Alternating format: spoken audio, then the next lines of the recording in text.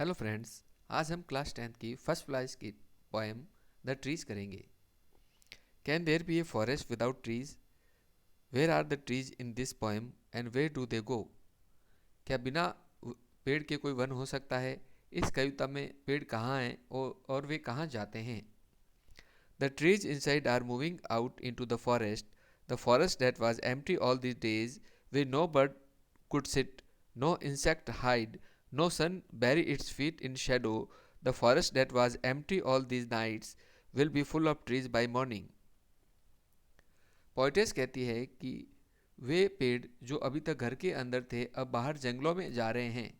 यह जंगल इतने दिनों से खाली था, जहाँ कोई पक्षी नहीं बैठ सकता था, कोई कीट नहीं छिप सकता था, कोई सूरज अपने किरण रूपी पैर छाँव में नहीं गाड़ सकता था।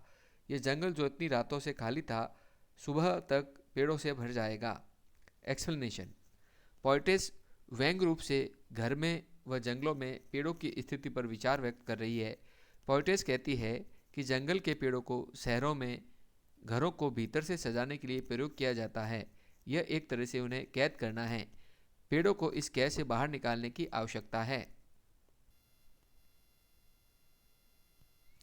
All nights the roots work to disengage themselves from the cracks in the veranda floor. The leaves strain toward the glass, small twigs stiff with exertion, long cramped boughs shuffling under the roof like newly discharged patients, half days moving to the clinic doors.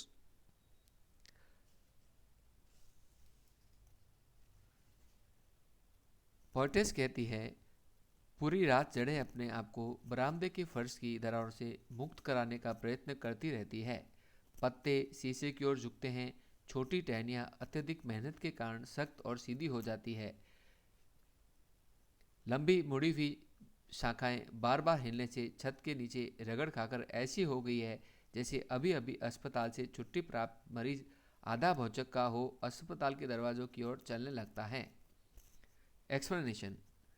Poetess इस stanza में प्रकृति के स्वयं को मानवीय दखल अंदाजी से मुक्त कराने के प्रयत्न का दृश्य प्रस्तुत करती है। पेड़ रूपी प्रकृति मानवीय दखल अंदाजी रूपी फर्श से स्वयं को मुक्त कराना चाह रही है। पोइटेस इस स्थिति को एक सुंदर सिमली के द्वारा व्यक्त करती है कि प्रकृति की स्थिति अस्पताल से अभी अभी छुट्टी प्राप्त आधे भौचकी मरीज के जैसी हो गई है। I sit inside, doors open to the veranda, writing long letters in which I scarcely mention the departure of the forest from the house. The night is fresh, the whole moon shines in a sky still open.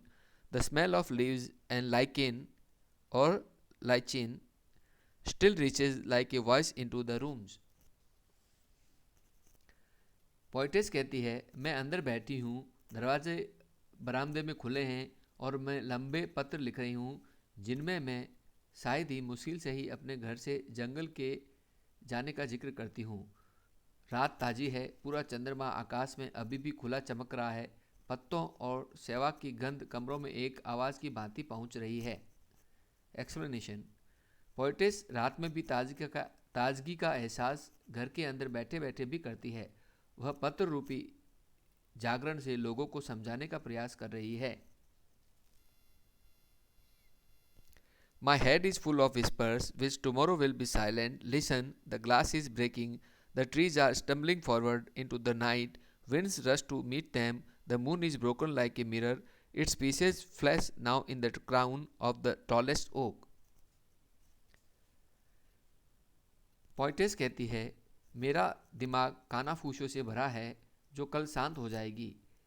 सुनो, कांच टूट रहा है, पेड़ रात्रि में लड़खड़ाते हुए आगे की ओर जा रहे हैं, हवाएं उनसे मिलने के लिए तेजी से चलने लगी है, चंद्रमा कांच की तरह टूट गया है, इसके टुकड़े अब सबसे ऊंचे बलूत वृक्ष के मुकुट में चमक रहे हैं।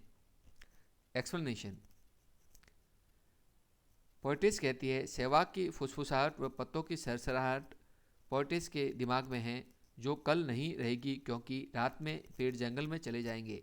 जब पेड़ जंगल की ओर जा रहे होते हैं और हवा चल रही होती है और पत्ते हिल रहे होते हैं तो पत्तों के बीच से चंद्रमा कांच की तरह टूटा हुआ दिखाई देता है और ऊंचे बलूत के वृक्ष पर तो ऐसे दिखता है जैसे मुकुट में इसके टुकड़े चमक रहे हो।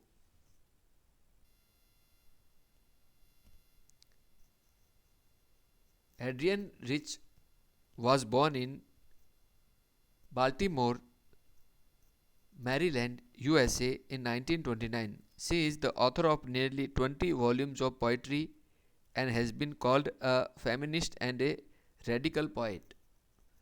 एड्रियन रिच का जन्म बाल्टीमोर, मैरीलैंड, यूएसए में 1929 में हुआ।